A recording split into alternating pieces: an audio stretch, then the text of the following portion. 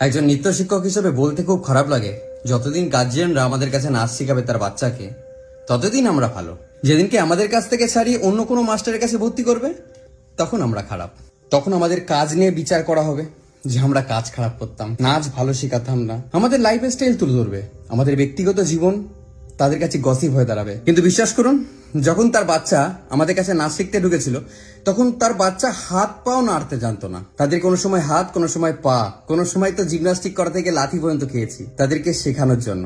কিন্তু মজার বিষয়টা জানেন তো কি, যারা আজকে আমাদের ক্লাস ছেড়ে আমাদের নামে বদনাম করে অন্য ক্লাসে ভর্তি হয়েছে, তারা খুব মজা পাচ্ছে। সেই মাস্টার ভাবছে যে বিশাল কিছু, কিন্তু পরশুদিনকে তাদের ক্লাস ছেড়ে দিয়ে অন্য কোনো ক্লাসে ভর্তি হবে আর সেই মাস্টারের সম্বন্ধে বাজে কথা বলবে। কিন্তু সব গার্জিয়ানরা এরকম হয় না। 7% গার্জিয়ান যারা আজকে আমাদের কাছ থেকে তাদের বাচ্চা যখন কিচ্ছু পারতো না, তখন তাদের কাছে আমরা খুব ভালো ছিলাম, আজকে তাদের বাচ্চাকে হাতে ধরে শিখিয়ে একটা জায়গায় দাঁড় করালাম, তারপরে গিয়ে আজকে তারা অন্য জায়গায় চলে গেল।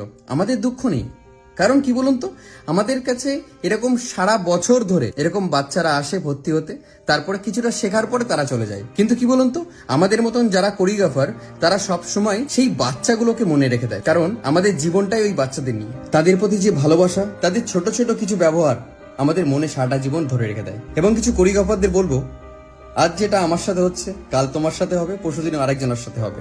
সারাটা জীবন এই কিছু 7% স্টুডেন্টরা এরা সবসময় চক্কর দিতে থাকে সারাটা জায়গায়। আজ এর কাছে, কাল ওর কাছে, পরশুদিন তার কাছে। আজ আমার সম্বন্ধে বাজে কথা শোনা হয়তো তুমি খুশি হচ্ছ, কালকে তোমার সম্বন্ধে বাজে কথা শুনে অন্য কোনো কোরিওগ্রাফার খুশি হবে। Thank you so much. আশা করছি আমি কাউকে আঘাত করার জন্য এই কথাগুলো বলছি না, আমি করতেও চাই না। সবাই ভালো। আজ এই কথাগুলো বলার মেন উদ্দেশ্য এটাই, যদি আমার কাজ খারাপ হয়, আপনি ছাড়িয়ে নিন, অন্য জায়গায় ভর্তি করুন। কিন্তু আমার এখান থেকে কিছুটা হয়তো আপনার বাচ্চা শিখেছে, তারপরে একজন শিক্ষককে বদনাম করছেন, আপনি শিক্ষকের সম্বন্ধে গসিপ করছেন, শিক্ষকের সম্বন্ধে অন্য কারোর কাছে গিয়ে বাজে বাজে কথা বলছেন। একটাবার ভেবে দেখবেন যে এই শিক্ষকই কিন্তু আপনার বাচ্চা যখন কিচ্ছু পারতো না, হাত পাও নাড়তে জানতো না, খালি এসে দাঁড়িয়ে কাঁদতো, তখন থেকে দাঁড়িয়ে পড়ে সেই বাচ্চার হাত ধরে, কোনো সময় পা ধরে শিখিয়ে পড়ে কিন্তু আপনার বাচ্চাকে তৈরি করেছে। তাই সম্মানটা করতে শিখুন। হয়তো আজকে অন্য মাস্টারের কাছে গেছেন, তা বলে এই নয় যে অন্য কোনো কোরিওগ্রাফার বা অন্য কোনো শিক্ষককে আপনি অপমান করবেন। আজকে কারোর সম্বন্ধে বাজে কথা বলতে গেলে 10 বার ভাবা লাগে না, কিন্তু সেই জায়গাটাই পৌঁছাতে গেলে অনেকগুলো বছর লেগে যায়। যেমন আমি যদি আমার কথা বলি, আমার 19টা বছর লাগলো আজকে এই জায়গায় আসতে। আপনারা 19 সেকেন্ড টাইম নেন না কারোর সম্বন্ধে বাজে কথা বলতে।